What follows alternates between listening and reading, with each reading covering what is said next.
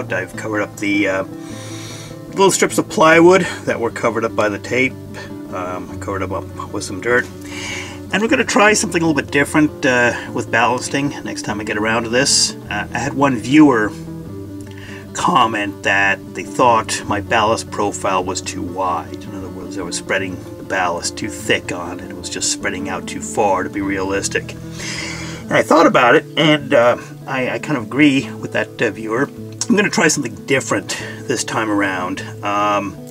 Instead of just piling ballast on the middle and then using this brush to spread it out, which I've done before on other videos, I'm going to take some white glue and paint the outer edge of the roadbed with the white glue and sprinkle some ballast on, have it glue onto that.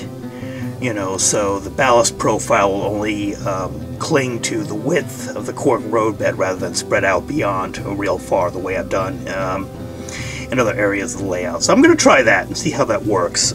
See if I end up with a more realistic ballast profile. So that's what I'm going to try, a little experiment, and see how that works.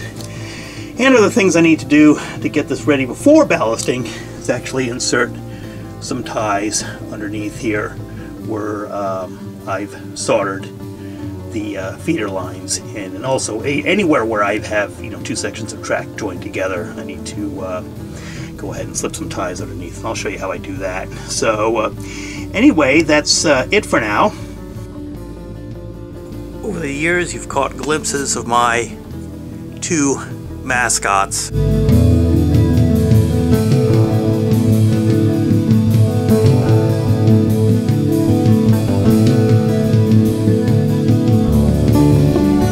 I feel it's only fair that I show you the third mascot that I have. Mia!